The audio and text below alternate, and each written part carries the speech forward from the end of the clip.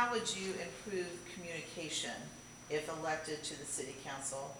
And then going along with that, how would you handle economic growth to keep, I like this line here, to keep Carmel being Carmel? So how would you handle economic growth to keep Carmel Carmel? And how would you improve communication in so doing? Well, to improve communication in Carmel means to make sure that we are transparent as a council. That means connecting with constituents by attending events and meetings. When I grew up in Gary, Indiana, there was no division between our leadership and the people in the city. They came together, the leaders, and they came into our households, and they were invited into our communities, and they showed up at the libraries, and they showed up at the Easter egg hunts, and they let all the community members know what was going on. And I would want to try to mimic that. As leaders, we need to be out there servants. Leaders are the best servants, and so we should make sure we imitate that. And to keep Carmel Carmel, it's time for Carmel to change. Thank you, Ms. McNear. And Mr. Nelson. I plan to hold office hours. The idea behind office hours is to allow people to share their concerns with you. I think that's the best way to communicate, to be there, to be available, to be amenable to people calling and expressing their very strong feelings for a city. In terms of economic growth, you know, I'm not here to claim that I know everything there is about a city and how cities run. But what I will say is, I love living here, and I'm not looking to make major changes to the growth of Carmel. In fact, I encourage growth in a city, Carmel in particular.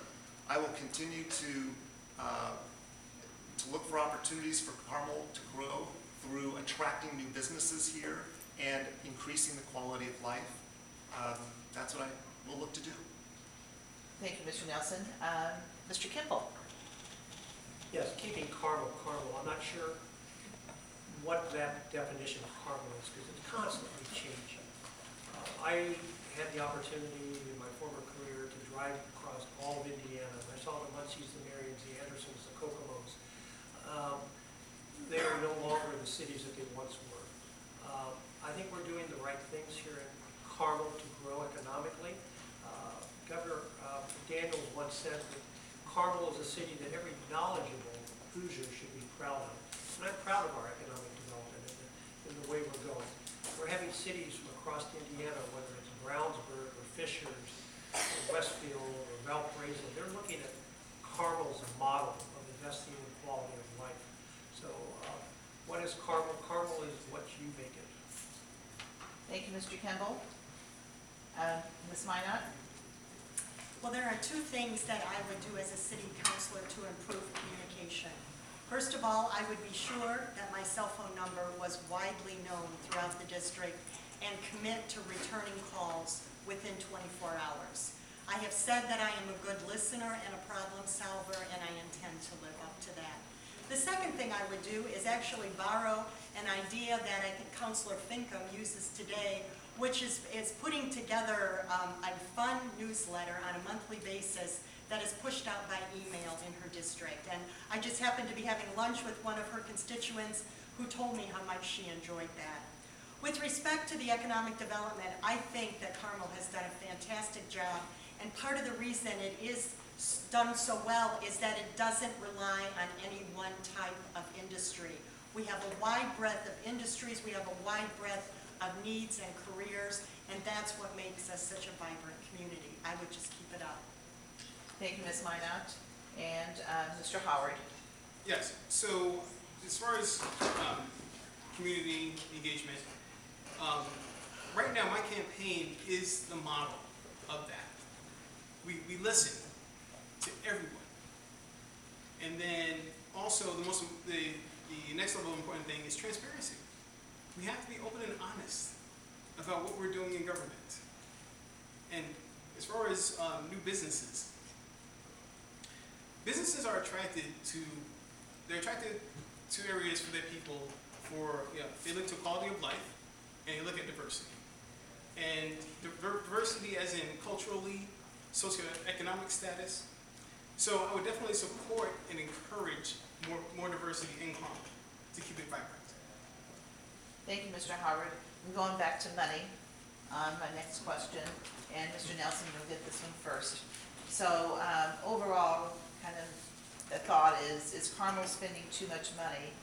And if a recession were to occur, and I've had multiple questions about recession, as a council, you'll be faced with choices that you'll have to make. And so kind of what is the category perhaps that you would cut first? So one, overall, is Carmel spending too much? And then if a recession were to occur, which of course happens during economic cycles, then what kind of choices would you make in cutting? And so that goes to you first, Mr. Nelson. That's a tough one. Who was Because that? this is not, it's tough because it's not easy. Cutting anything from a budget, I know is hard. Cutting something from your household budget is hard. One of the problems with the spending we have is that it makes the residents here vulnerable to a recession. And vulnerable, different things can happen.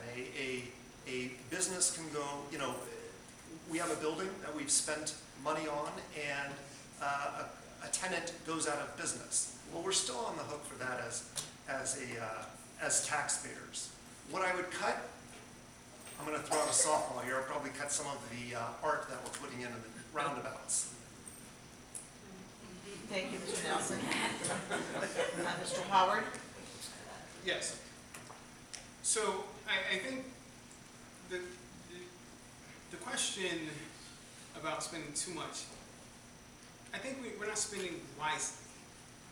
And from my knocking on doors, our constituents are saying, why are we spending this?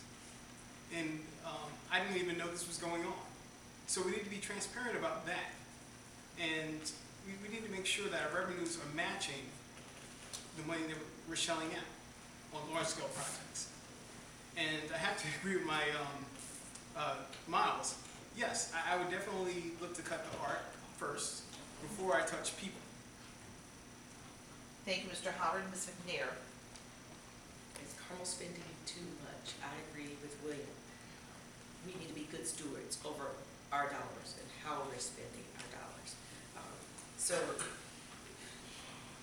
yes, Carmel is spending too much because we have not been wise in it. Our data shows that.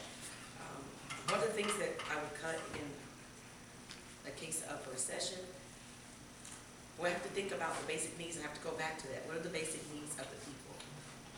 So unfortunately, yes, I would cut out some of the excess spending that we're doing on the sculptures and the arts and those types of things.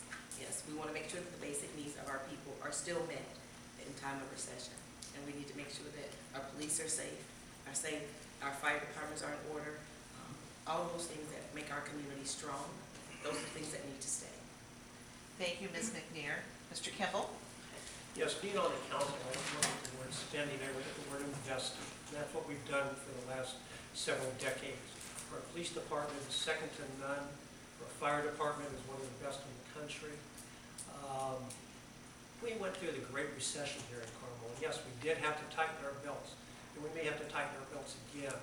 But we have built a good rainy day fund. We continue to build that rainy day fund for those type of contingencies. We're going through the budgeting process right now. We're looking at every department. They have to justify that investment in the community. We just look at Carmel and we're the model for other cities.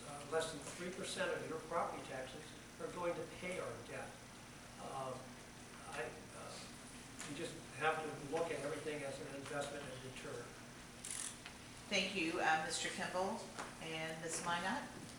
I do think there is a common misperception looking at the city spending on an annual basis that the city spends more than it takes in. And that's not the case, and I can say that as not being a city councilor because that information is available. The city operates on a balanced budget, and not only does it not go in the red, but it sets money aside, and as the article in Sunday's paper pointed out, it's increased its rainy day fund up to 30% of the general budget.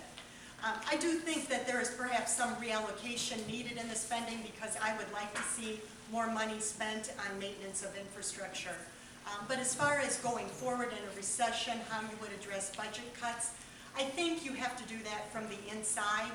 And I think I would look to establish relationships with the department heads, set targets for them so that they could weed out the inefficiencies and excesses within their departments. Thank you, Ms. Minott. Our next question, how should Carmel address workforce development? Yeah, I'm sorry, that goes to Mr. Kimball first. Yes, workforce development, I was just in French Lick, Indiana, at the awards dinner where Carmel received an award for Midtown. And Governor Holcomb spoke about workforce development. We're trying to attract the best of the best to Indiana. But at the same time, we need to reinvest in our citizens that are already here. Part of that is to provide more vocational training. Not everybody needs to go to college. I would like to see Ivy Tech grown here in Hamilton County. They're really making an inroad in what they're doing. It's not a simple answer. I think not just Carmel, but Noblesville, Westfield, Fisherman, we're all working on that issue to increase workforce development. Okay, audience member, I just got handed a card, just remember to speak up, Okay. for our beautiful microphone system here. So, Ms. Minott. Well, as a vibrant city, I think our workforce needs are constantly changing and developing.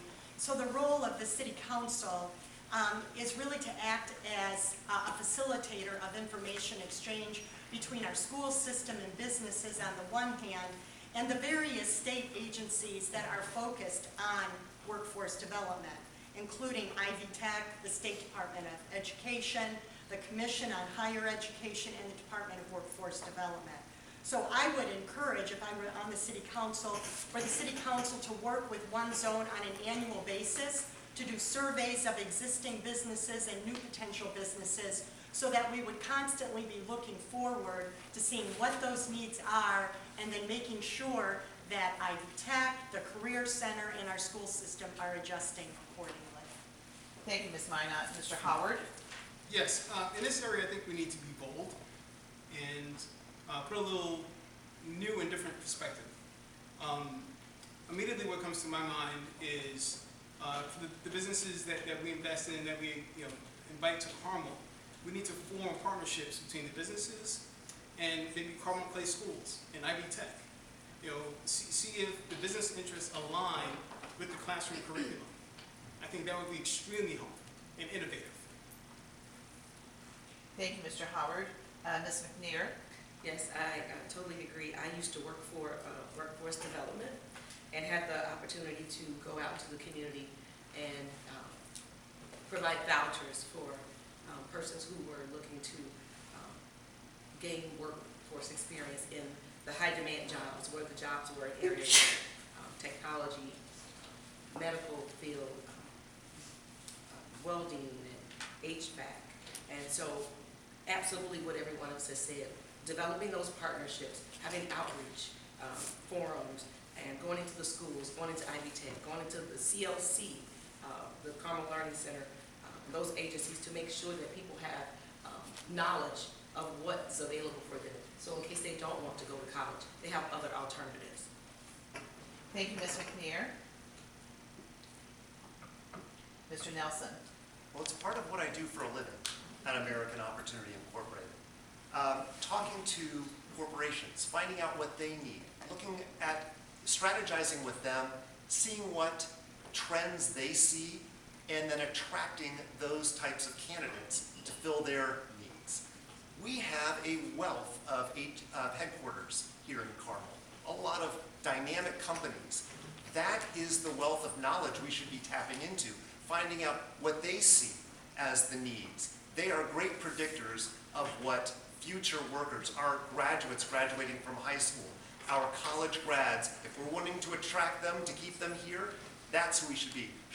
That's who we should be talking to, these corporations, seeing what types of opportunities our youngsters and our graduates and our people looking to change careers should be prepared for. And then working with the school system to make sure that our graduates are getting that type of education, and then sharing with those graduates what those opportunities are and what possibly they could make in terms of salary. Thank you, Mr. Nelson. Our next question will go to Mr. Howard first.